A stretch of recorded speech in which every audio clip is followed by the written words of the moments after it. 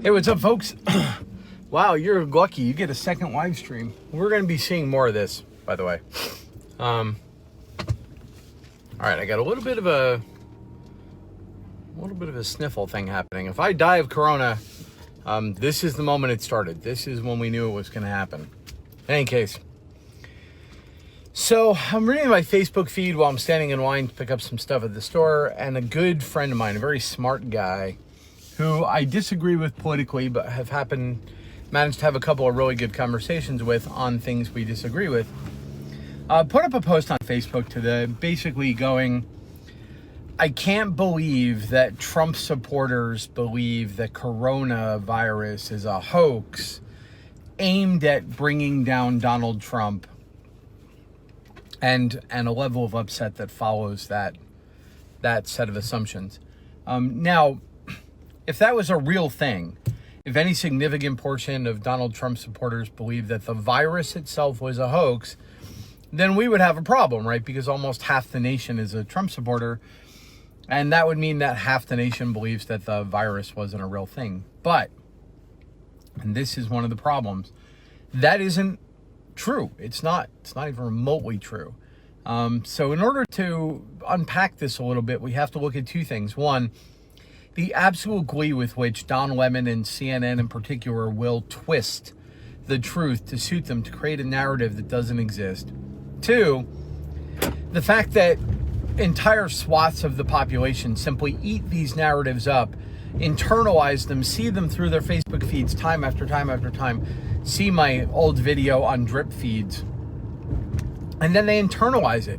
This becomes a thing they really believe, in the same way they really believe that Donald Trump told a bunch of Nazis in Charlottesville that they were fine people. The same way they really still believe that Donald Trump is a favorite tool of Vladimir Putin. The way they really believe that the Russian government had a significant role to play in manipulating the 2016 elections. The way they truly believe that, you can name it. They just believe this stuff, and they know it to be true, even though if you actually ask them to point out the fact, they can't. What they can point at is opinion, analysis, thoughts, people spinning it in a particular way, but they can't ever point to the fact because the fact simply isn't there.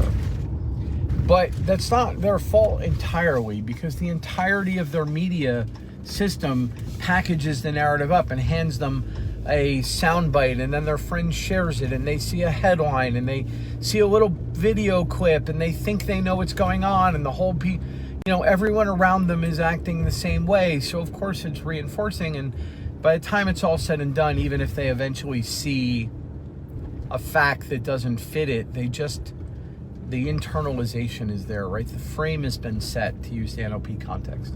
In this particular case, what happened was that during a press conference, Donald Trump said that the coronavirus coverage was the new Russia hoax. And that's a very specific sentence construction with a very specific set of meanings around it.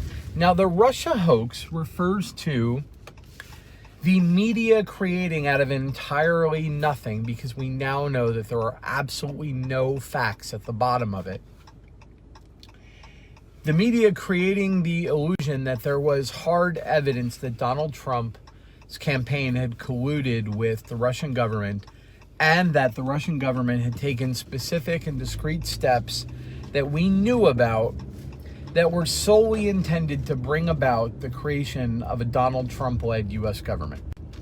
Those are the facts, and we can go through, hundreds of hours of CNN coverage of talking heads and analysis that was based on these facts. We can look at all of the Adam Schiff statements that implied that he had seen the facts, and all the leaked documents that stopped just short of showing the facts but implied that they existed. We can go through all that, and it was all a hoax. None of it was real. And that's the Russia hoax. And then after that, there was the Ukrainian hoax, which All right, so I got a phone call and I got cut off. Let me roll back just a little bit. So the Russia hoax terminology refers to the totality of the media coverage that created this thing out of nothing. And at the time that Donald Trump made this statement, we were well in the middle of what still was happening now, which is we have a coronavirus problem that Donald Trump is responding to, and we have a media that is working hard to create out of entirely nothing an entirely false narrative and feed it to the left with the purpose, as before, of creating an atmosphere that will allow them to call for the removal of Donald Trump or erode confidence in Donald Trump or frame him in such a way that during the next election or before, because if you think we're not facing another set of impeachment hearings over the handling of the coronavirus, you're out of your goddamn mind. They're trying to create a narrative. And the narrative in this case is Donald Trump doesn't know what's happening. Donald Trump is lying to you. Donald Trump contradicts himself all the time. And that Donald Trump did nothing while the coronavirus became a problem. And in fact, none of those things are true.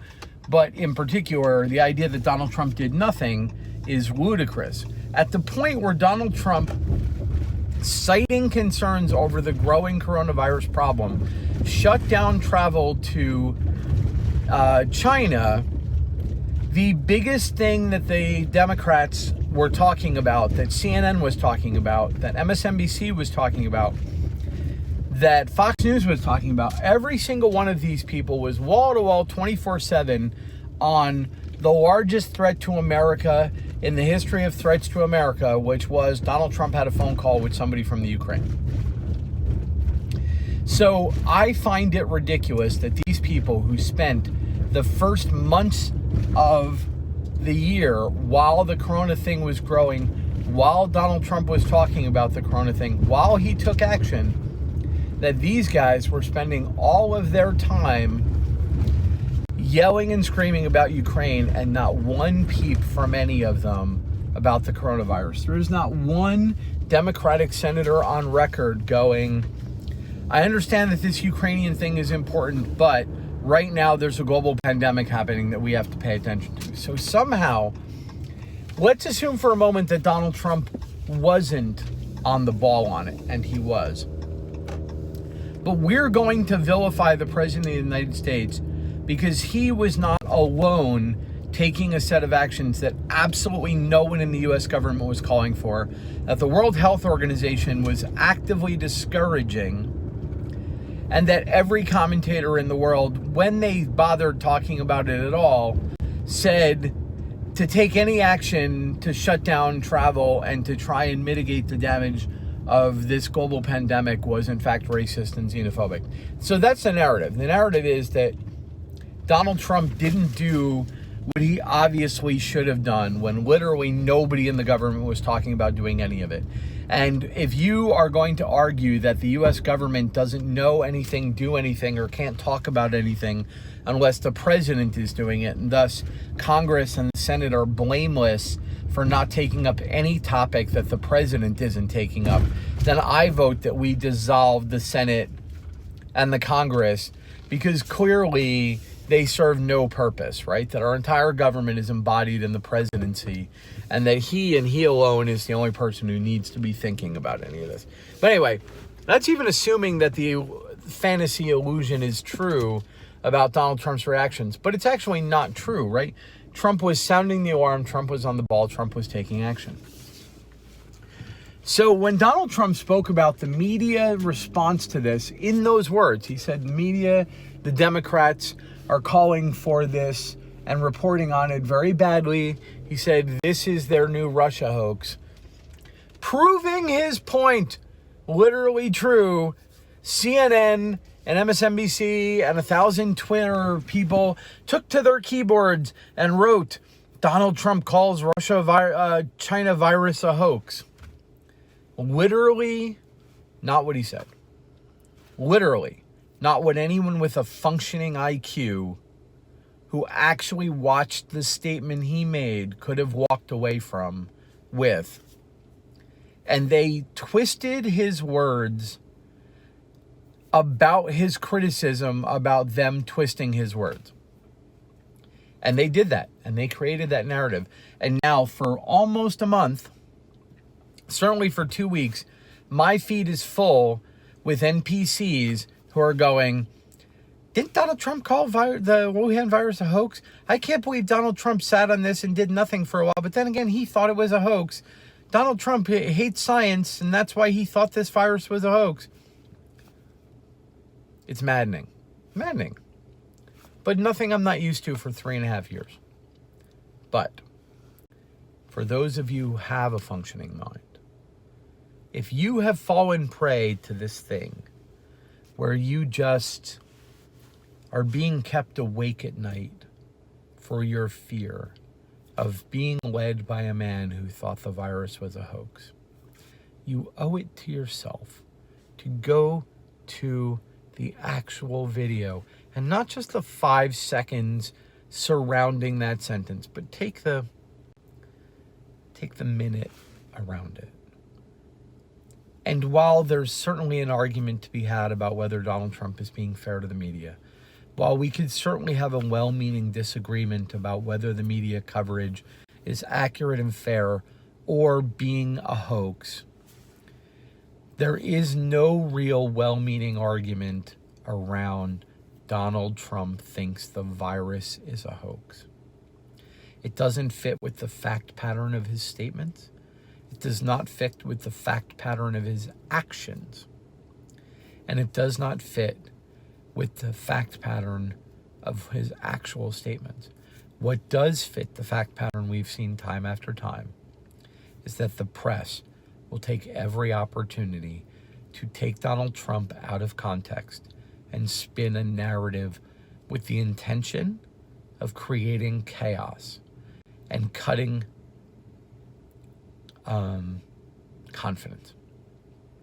And they've done it most recently with statements in the last couple of days about drugs that Donald Trump is absolutely, if you actually watch his statements, he says things like, we hope they will be effective.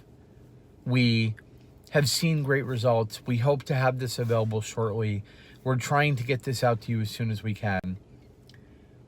And you'll see the MSNBC and CNN typo people will run right out and go, Donald Trump says this is a cure, but it's not a cure, so he's giving everyone false hopes. People are going to die. As if people are whipping this drug up in their basement and drowning bleach because Donald Trump said that a drug they can't get a prescription for is probably efficacious in this, which the facts show is. But every one of these statements, if you track it back, you will see that they are, at best, a biased misstatement of the actual fact. And that is the hoax.